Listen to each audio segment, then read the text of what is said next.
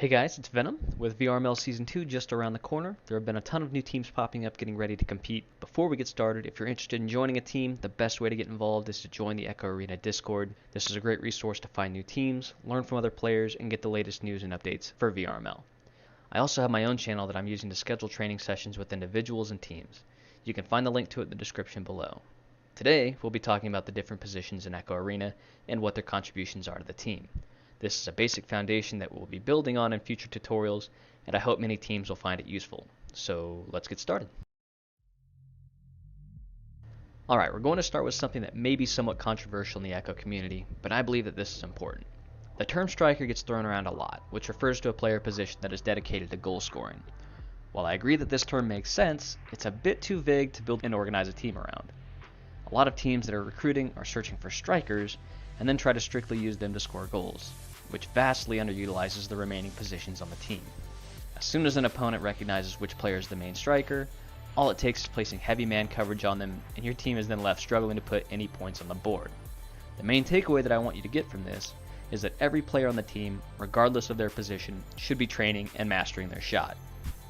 When I was captaining Nova, we called these forward positions wings.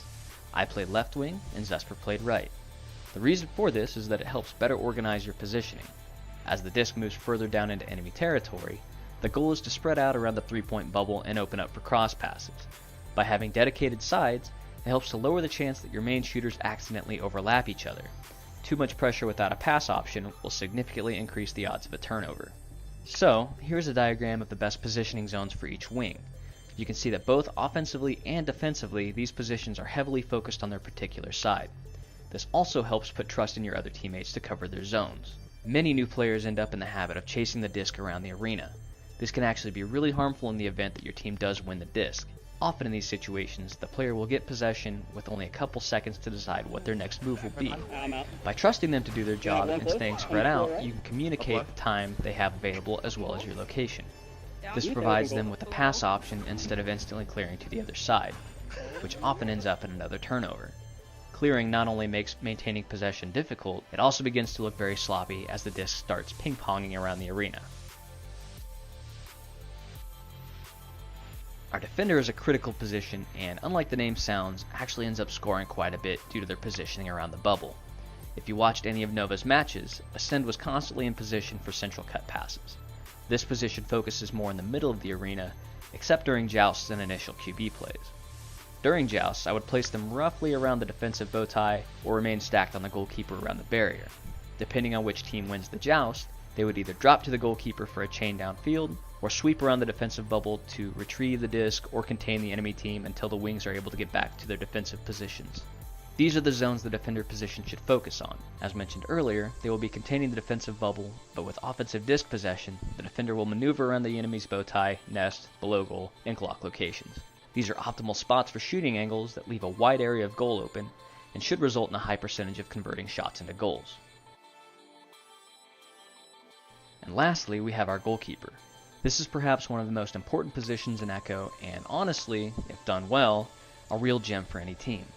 The goalkeeper's position doesn't necessarily move around too much, typically only moving up to the opposing team's bow tie except under extreme circumstances. Most of the time when the disc is under offensive possession, the goalkeeper will remain back at the top of what we call diamonds, in a position usually referred to as reset. Your job is to be available in case the defense is covering your attackers heavily enough that they can't break into the bubble for a clean shot.